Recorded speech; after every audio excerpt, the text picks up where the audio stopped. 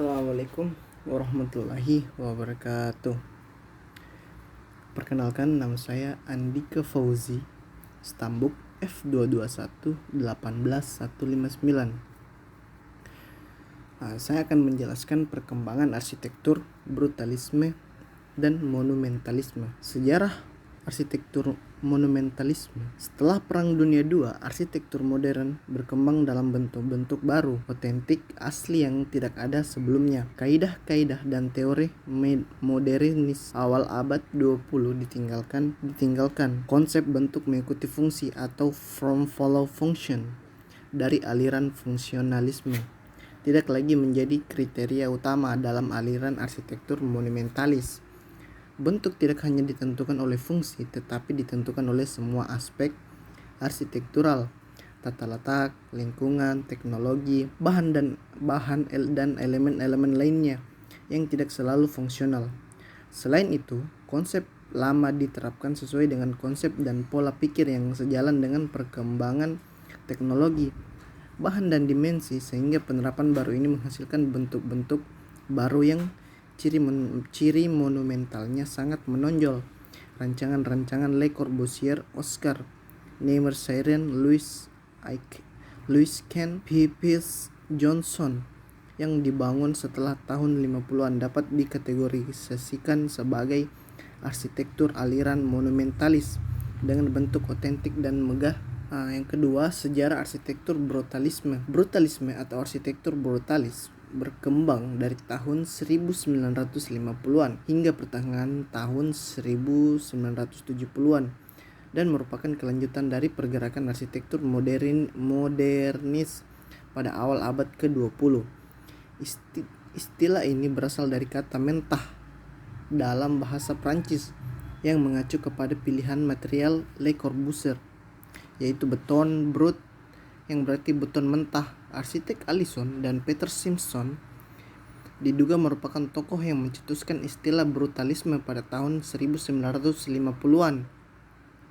Dan istilah ini lalu semakin sering digunakan setelah kritikus arsitektur Britania Rainer Banham menerbitkan sebuah buku pada tahun 1966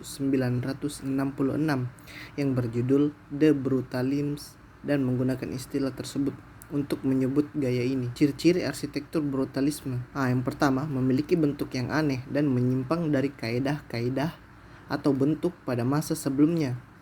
Yang kedua, menggunakan sistem konstruksi beton expose dengan permukaan bidang kasar yang dihasilkan oleh perancah kasar atau sengaja dikasarkan setelah perancahnya dibuka. Yang ketiga, struktur brutalis biasanya berat dan tidak ada proses pelapisan dengan lapisan pasir halus sebagai bahan penutup akhir. Bentuk arsitektur cenderung pada sifat-sifat kasar dan kaku serta pertentangan antara satu sama lain. 5. Menggunakan desain memadukan antara kehalusan beton dan tekstur-tekstur keras dalam bentuk aslinya. 6. Dapat tersusun dari material lain seperti batu bata dan kaca yang dapat memberikan kontribusi dalam pembentukan block-like effect seperti halnya semen pada aliran brutalisme awal. Ini adalah salah satu arsitek aliran brutalisme, yaitu Le Corbusier. Le Corbusier bernama asli Charles Eudore Jeanneret, lahir 6 Oktober 1887, meninggal 27 Agustus 1965 pada umur 77 tahun. Le Corbusier ini adalah seorang arsitek Swiss yang terkenal dalam aliran rancangan desain internasional style bersama dengan Ludwig Mies van der Rohe, Walter Gropius, dan Theo van Doesburg. Ia juga adalah seorang perencana perkotaan, pelukis, pemahat, penulis, dan perancang perabot. Corbusier dikenal sebagai salah satu orang pertama yang menyadari pengaruh mobil terhadap bentuk dan rancangan permukiman manusia. Ia tidak menyukai segala bentuk hiasan atau ornamental pigmentasi pada bangunan dan pernah mengatakan bahwa semua bangunan seharusnya berwarna putih. Ini adalah salah satu karya arsitek Le Corbusier yang bernama Notre Dame du Haut. Notre Dame du Haut merupakan karya besar Corbusier, bahkan bisa dibilang sebuah masterpiece dalam dunia arsitektur. Nama Corbusier menjadi terkenal karena kapal yang dibuat tanpa mementingkan prinsip kebebasan tetapi mengutamakan kemurnian alam. Notre Dame du Haut adalah sebuah gereja yang berdiri kokoh di atas bukit di sebuah kota kecil bernama Ronchem. Pada kapal ini tampak perbedaan karya Corbusier yang dibuat pada tahun 1920-an dengan gaya Purins dan karya yang dikerjakan setelah tahun 1950-an yang dipengaruhi aliran Mediterania dari Timur Tengah. Kita lanjut ke arsitek aliran brutalisme yang kedua, yaitu adalah Minoru Yamasaki. Minoru Yamasaki lahir di Seattle, Washington, Amerika Serikat 1 Desember 1912, meninggal di Detroit, Michigan, Amerika Serikat 6 Februari 1986 pada umur 73 tahun. Minoru Yamasaki ini adalah seorang arsitek keturunan Jepang berkebangsaan Amerika Serikat yang terkenal karena merancang World Trade Center lama di kota New York dan beberapa proyek skala besar lainnya. Yamasaki adalah salah satu arsitek paling terkenal di abad ke-20. Dia dan rekan arsitek Edward Durrell Stone umumnya dianggap sebagai dua praktisi utama formalis baru. Yamasaki lahir di Seattle, Washington, putra dari John Tsunajiro Yamasaki dan Hana Yamasaki, keturunan Jepang yang diaspora ke Amerika Serikat. Keluarga itu kemudian pindah ke Auburn, Washington, dan dia lulus dari SMA Garfield di Seattle. Ia mendaftarkan di program University of Washington di bidang arsitektur pada tahun 1929 dan lulus dengan gelar sarjana arsitektur B.Arch pada tahun 1934.